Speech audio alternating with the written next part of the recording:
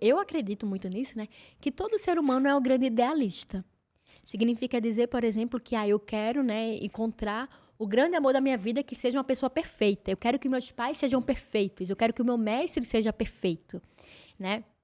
E aí, quando vem a realidade, a gente vê, nossos pais não são perfeitos, a pessoa que a gente escolheu amar também não é perfeita, e o nosso mestre também não é perfeito. E aí, eu vou jogar fora a bacia e o bebê? Né?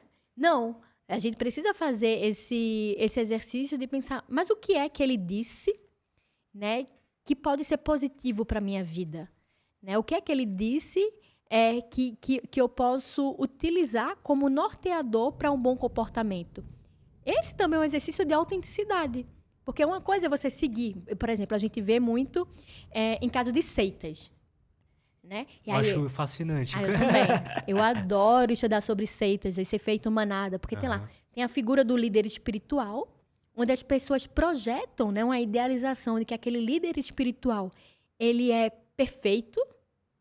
Né? E aí elas vão simplesmente seguindo, né, o efeito manada e fazendo aquilo que aquela figura quer. E, né, esse líder espiritual, se ele não é de fato uma pessoa autoeducada, ele vai utilizar desse poder, né, para exercer uma influência negativa na vida dessas pessoas. Então, quando a gente, né, coloca os nossos pezinhos no chão e pensa, olha, eu me aceito nas minhas contraditoriedades, né, e eu aceito que o meu mestre também tem as suas contradições. Isso é enxergar a humanidade no outro. Ninguém é perfeito. A ética é um norte. Mas o próprio mestre, ele precisa admitir isso, né? É. É quando o cara fala, não, eu sou perfeito. Quando alguém diz que é perfeito, aí, meu Deus, já é pra gente começar a se duvidar, né? Que imagem que ele quer vender de si mesmo, por que ele quer vender essa imagem de perfeito. É muito importante que a gente perceba que o ser humano, a realidade, ela vai ser apresentada a partir das contradições. Eu sei que existe a noite porque existe o dia.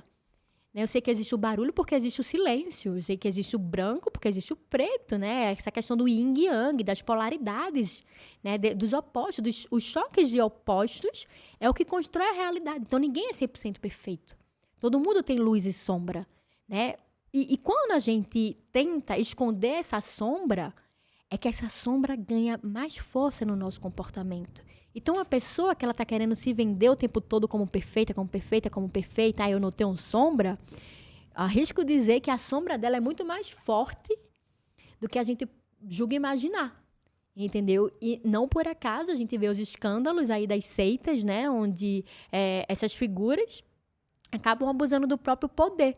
Eles se acreditam tanto ser seres de luz, né? Que são pessoas que representam o ideal do bem, que aí a sombra dele acaba ficando muito mais forte no comportamento. Na filosofia antiga, o Platão, né, ele vai falar que a gente só busca aquilo que a gente percebe a falta. Se eu já me acho uma pessoa boa, 100% boa, eu não preciso mais buscar a bondade. Ela já existe em mim. Então, eu não preciso sequer me movimentar em direção do ideal de bem, porque eu já sou boa, já sou completa. Para eu buscar a bondade, né, eu preciso me reconhecer egoísta, mesquinha, vaidosa, narcisista. É quando eu reconheço as minhas sombras, né, que eu posso buscar a minha luz. Mas se eu nego as minhas sombras, né, se eu nego no meu surto narcísico, né, se eu nego que eu tenho os meus defeitos, eu nem consigo sequer perceber como eu sou influenciada por essa força. Né? Eu não tenho nem sequer poder de controlá-la.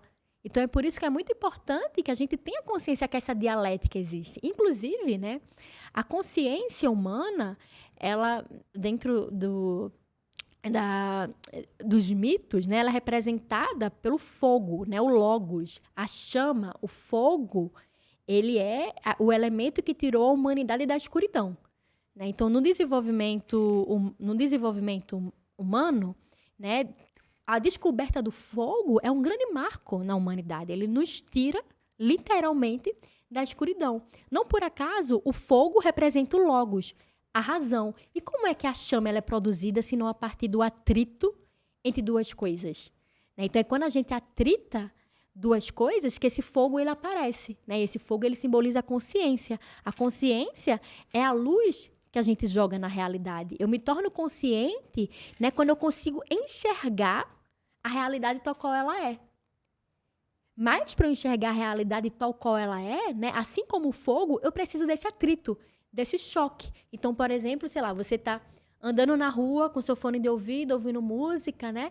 É preciso que a pessoa, às vezes distraída, é preciso que a pessoa bata em você para você... Peraí, tem alguma coisa acontecendo aqui, né? E aqui, agora eu estou vendo que existe uma rua, né? Que existem pessoas, porque eu estava lá perdido, né? Nas minhas ideias, ouvindo música, etc e tal. E é no choque que eu tenho com o outro que eu consigo perceber a realidade. Então, a consciência é produto desse choque, né? E esse choque, ele é muito importante. Ele é extremamente importante. Sem esse choque, né? Sem, por exemplo, os nossos erros, as nossas falhas, as nossas sombras, a gente não consegue se reconhecer integralmente, né? Então, é por isso que a vida... né? Ela é tão extraordinária.